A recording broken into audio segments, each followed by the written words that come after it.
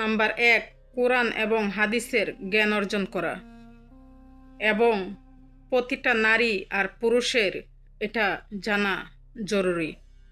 কারণ আমরা অনেকে আছি ইসলামের বিধিবিধান আমরা অনেকেই জানি না।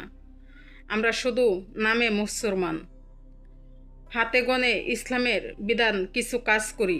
আসলে আপনি ঈমান সম্পর্কে জানতে হবে।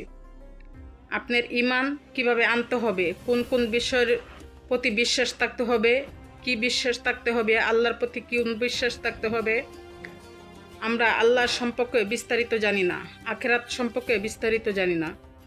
5 ওয়াক্ত নামাজ বিধিবিধানগুলো কখন কোনটা করতে হয়, অক্ত কখন যায়, কোথায় যায়, অনেক মহিলা আছে জানেন না, অনেক পুরুষরা আছেন জানেন না। এগুলো জানতে হবে। ইসলামকে জানাটা অনেক গুরুত্বপূর্ণ।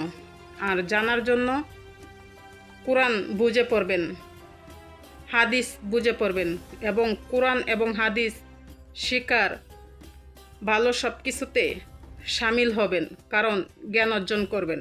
জ্ঞান অর্জন যদি না করেন তাহলে আপনি কখনো কোনো কিছুই বুঝতে পারবেন না। কারণ ইসলামের বিষয় সর্বপ্রথম জ্ঞান অর্জন করা।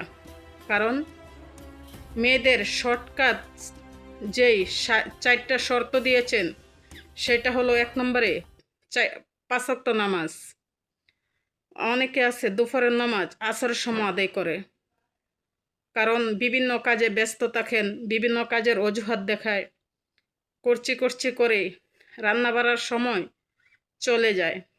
কিন্তু নামাজের সময় যে চলে যাচ্ছে সেই নারীটাও বুঝতে পারে না।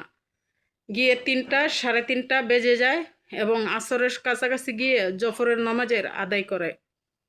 আমার মা বোনরা সতর্ক থাকবেন এই ব্যাপারে। নামাজ সময় মতো আদায় করতে হবে।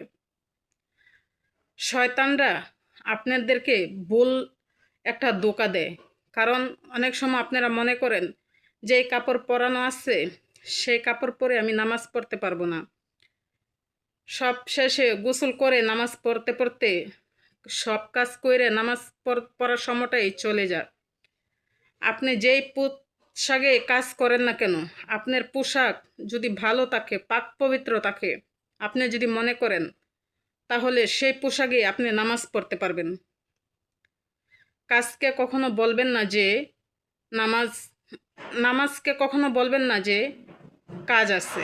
কারণ শয়তানের ধোঁকাবাজিতে এমন কথা বলবেন না যে নামাজ পড়ার সময়টা পার হয়ে যাচ্ছে, আমার কাজগুলো আগে করে নেই। কারণ সর্বপ্রথম আগে হচ্ছে নামাজ।